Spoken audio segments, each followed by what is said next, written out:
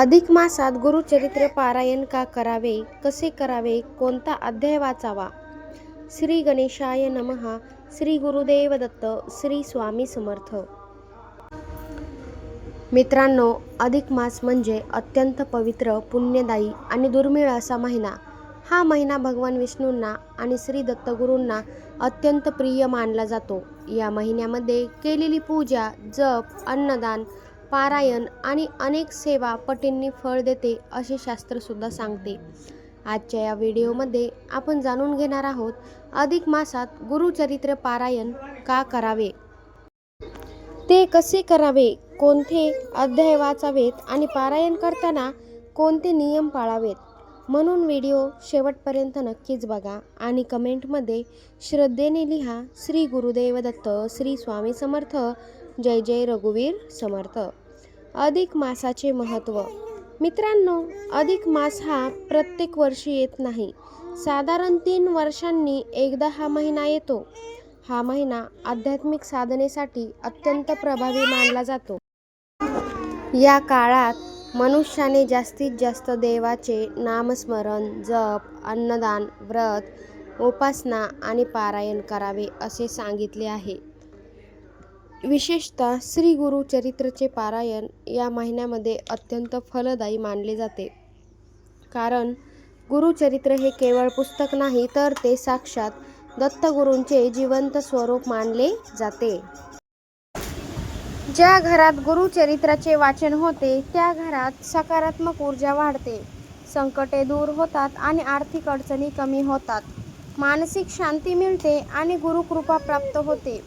गुरुचरित्र पारायण का करावे? मैत्रिणींनो, आज अनेक लोक मानसिक त्रास, पैशाची अडचण, घरातील भांडणं, तंटे, नोकरीमध्ये अडथळे, विवाहातील अडचणी, संतती संबंधी समस्या, सततचे अपयश यामुळे खूपच त्रस्त आहेत. अशा वेळी श्री गुरुचरित्राचे पारायण म्हणजे एक दिव्य उपाय मानला जातो. श्री गुरुदेव दत्त आपल्या भक्तांचे संकट दूर करतात असे हजारो भक्तांचे सुद्धा अनुभव आहेत.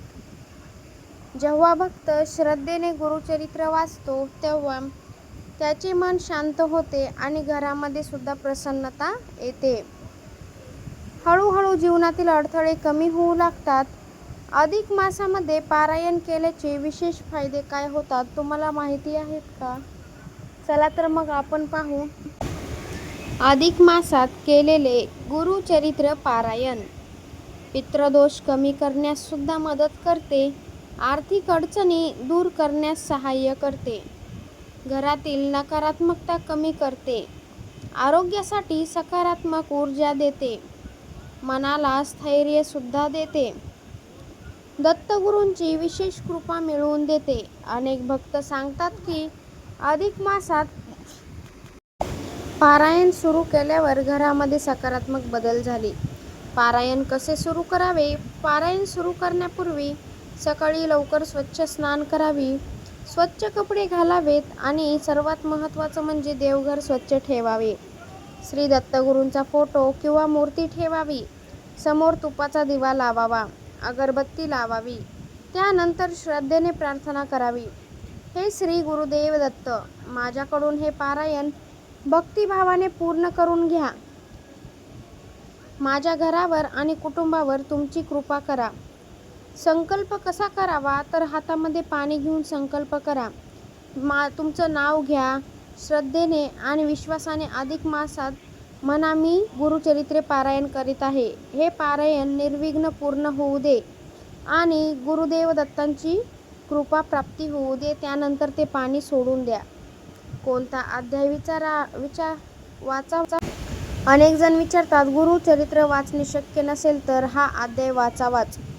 विशेष म्हणजे महत्त्वाचा अध्याय 14वा संकट निवारणासाठी आणि अध्याय 18वा आर्थिक अडचणी दूर करण्यासाठी, अध्याय 21वा मनशांतीसाठी, अध्याय 32वा आरोग्यासाठी आणि अध्याय 51 गुरुकृपेसाठी. जर वेळ कमी असेल रोज एक अध्याय किंवा 3 अध्याय किंवा फक्त दत्तनाम जप हेही तुम्ही करू शकता.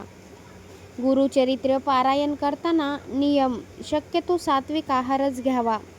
खोटे बोलणे टाळावे. वादविवाद भांडणतंटा टाळावा. स्वच्छता घरामध्ये ठेवावी. देवावरती श्रद्धा आणि विश्वास ठेवावा. पारायण अर्धवट सोडू नये. सर्वात महत्त्वाचं म्हणजे मनशांती आणि भक्तिभावाने पारायण असावे. स्त्रिया पारायण करू शकतात का? हो मैत्रिणींनो, नक्कीच करू शकतात. श्रद्धा आणि भक्ती खूप महत्त्वाची असते. घरकाम करताना देखील दत्तनाम जप करू शकतात, गुरुचरित्र वाचन करू शकतात किंवा पारायणाचे ऑडिओसुद्धा ऐकणे हे सुद्धा तुम्ही करू शकतात. गुरुचरित्र पारायण पूर्ण झाल्यावर काय करावे? पारायण पूर्ण झाल्यावर श्री गुरुदेव दत्तांना नैवेद्य दाखवावा. त्यांची आरती करावी. श्री गुरुदेव दत्त नामस्मरण करावे. शक्य असल्यास गरजू व्यक्तींना अन्नदान करावे. दानामध्ये अन्नदान, कपडे, फळे किंवा गाईला चारा हे तुम्ही देऊ शकता, करू शकता.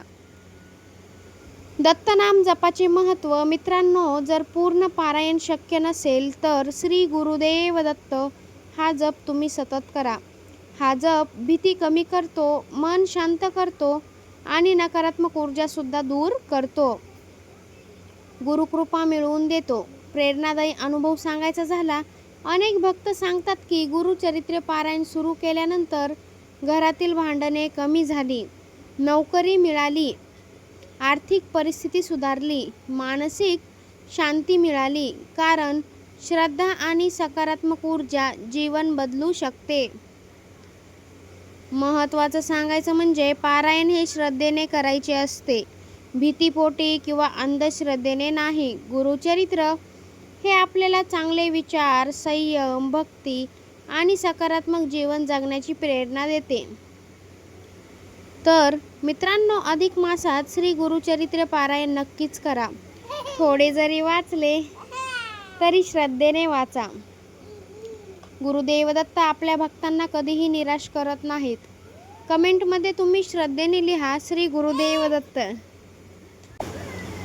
आपला हा भक्तिमय व्हिडिओ आवडला असेल तर व्हिडिओला लाईक करा, शेअर करा. महत्त्वाचं म्हणजे आपल्या चॅनलला सबस्क्राईब नक्कीच करा. पुन्हा भेटू अशाच भक्तिमय व्हिडिओमध्ये, सकारात्मक व्हिडिओमध्ये. श्री गुरुदेव दत्त कमेंट करायला विसरू नका आणि आपल्या व्हिडिओला नक्कीच एक हाईप द्या.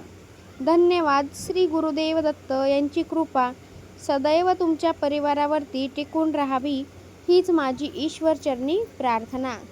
श्री गुरुदेव दत्त.